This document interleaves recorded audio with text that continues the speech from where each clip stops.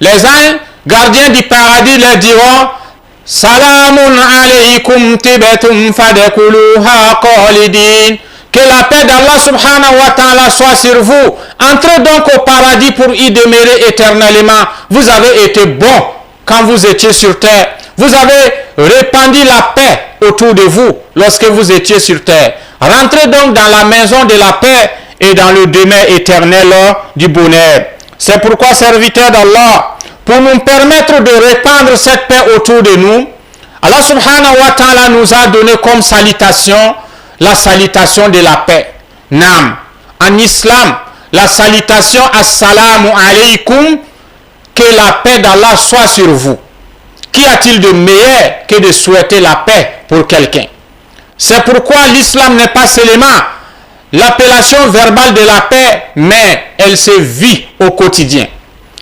Quelqu'un qui souhaite la paix autour de lui, peut-il être auteur de souffrance orienté envers son prochain? Non.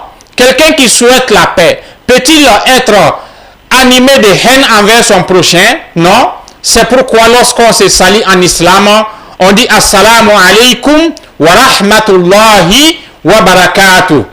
Que la paix et la miséricorde et les bénédictions d'Allah subhanahu wa ta'ala soient sur vous. Cette salutation nous a été donnée afin de pouvoir faire venir l'amour du prochain et pour pouvoir répandre la paix autour de nous. C'est pourquoi le prophète sallallahu alayhi wa sallam, lorsqu'il est arrivé à Médina, il a dit aux Médinois, Hafsu salama baynakum. Répandez la paix autour de vous.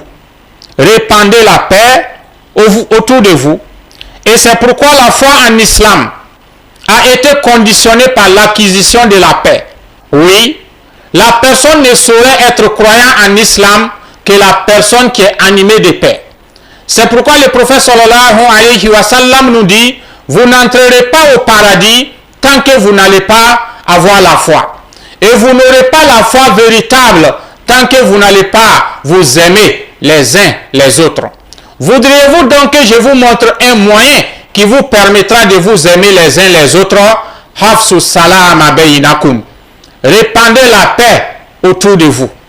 Soyez des porteurs du message de la paix autour de vous. Lorsque ton voisin te voit venir, qu'il se sent rassuré par ta présence.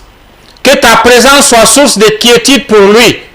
Voilà comment il faut répandre la paix autour de vous. En mettant à l'abri les gens du mal de vos membres et du mal de vos langues. À travers cela, vous répandez la paix autour de vous. C'est pourquoi, serviteur d'Allah, n'est pas croyant celui qui n'a pas l'amour du prochain. Et l'amour du prochain ne peut s'acquérir que lorsqu'on répand la paix autour de nous. C'est pourquoi il ne s'agit pas de dire verbalement que la paix soit sur toi, mais que ton comportement envers ton prochain vient confirmer ce que tu dis par la langue. C'est ça la foi en islam. La conviction du cœur, la prononciation par la langue et le vécu quotidien vient confirmer ce que la langue a prononcé. Il y a des gens qui ont dit dans le Coran qu'ils croyaient en Allah, mais Allah SWT a dit qu'ils n'étaient pas croyants. Parce que la langue seulement ne suffit pas, le comportement doit confirmer ce que l'on dit. Parmi